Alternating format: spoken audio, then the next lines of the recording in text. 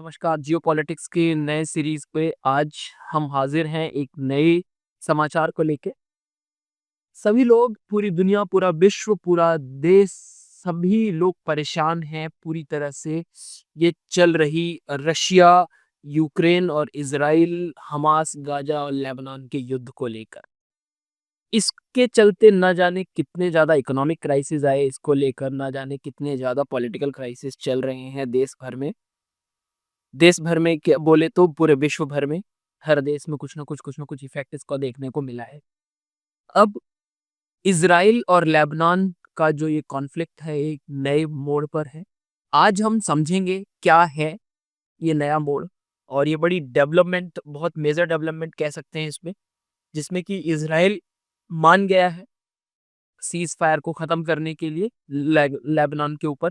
तो basically Israel agrees to cease fire deal with Lebanon. एक chronological explanation देखेंगे इस वीडियो के माध्यम से और समझने का प्रयास करेंगे कि अभी तक का क्या डेवलपमेंट रहा है। तो चलिए आगे बढ़ते हैं।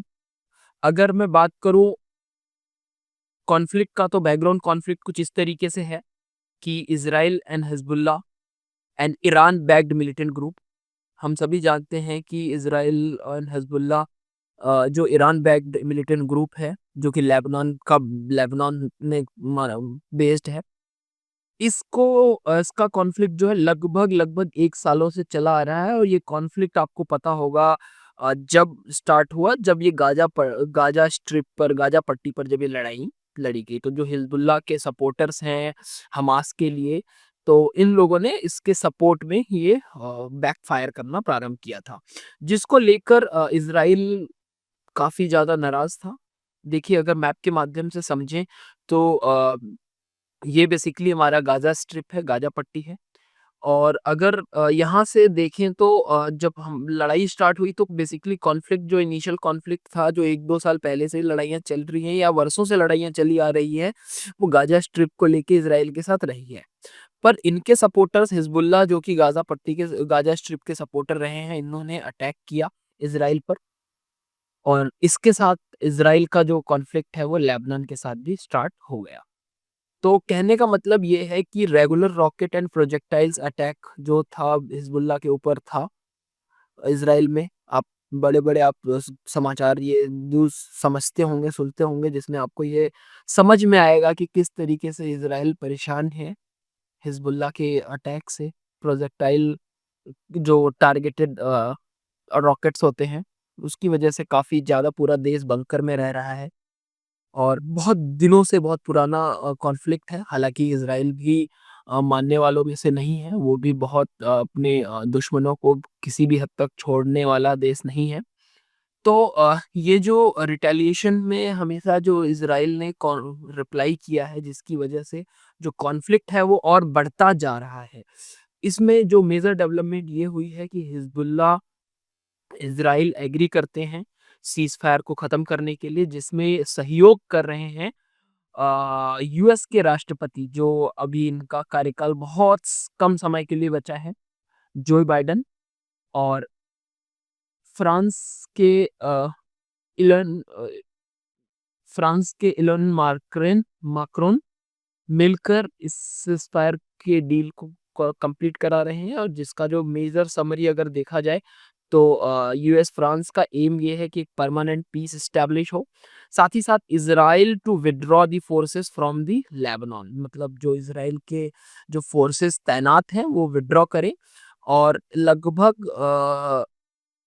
5,000 ट्रूप्स जो हैं वो तैनात हैं, तो इसको खत्म करने की बात कही गई है। साथ ही साथ इजरायली प्राइम मिनिस्टर नेतन्याहू का ने वार्न किया है फोर्सफुली रिस्पॉन्स के तहत इस बिल्ला को, कि आने वाले समय में अगर कोई ऐसा फिर से वायलेशंस होगा तो रिटेलिएशन देखने को मिलेगा।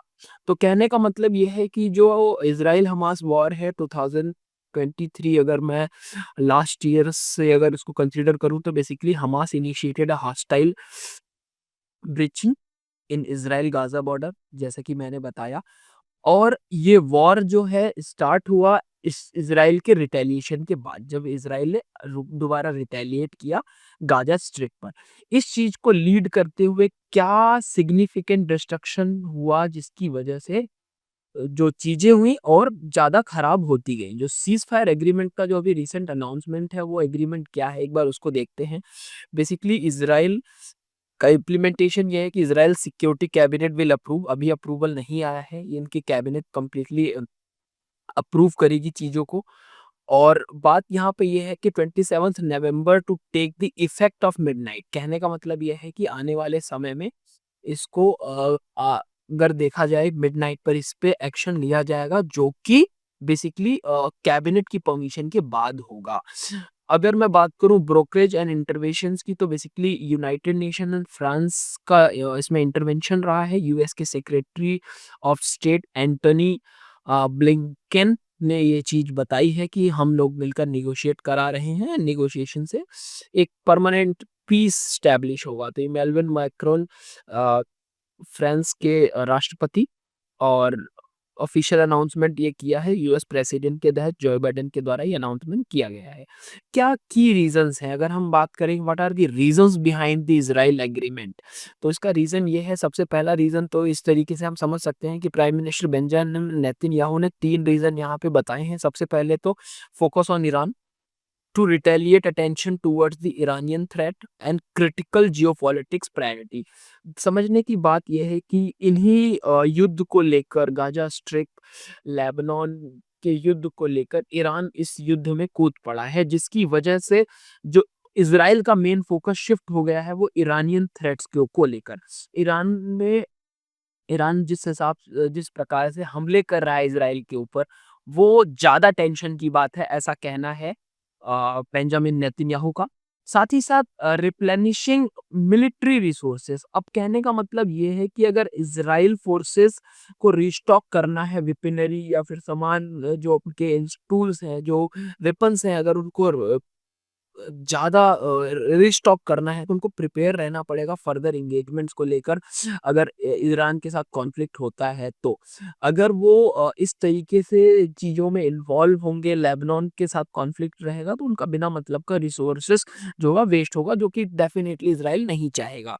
Delay in the arms deliveries, जो आर्म्स की डिलीवरीज है उसमें डिलेज हो रहा है और ये एक्सपेक्टेड टू रिजॉल्व सून। अगर ये लेबनान से कॉन्फ्लिक्ट खत्म होता है, तो इनका ऐसा मानना है कि ये चीजें बहुत जल्दी सुधार होगा और the prompt need for the breather, कहने का मतलब ये है कि वो बहुत जल्दी रिजल्ट चाहते हैं, बहुत जल्दी अच्छी तरीके से वो चीजें करना चाहते हैं। और साथ के साथ isolation of Hamas to spread the front, isolate by Hamas by shielding the Hezbollah over active engagement।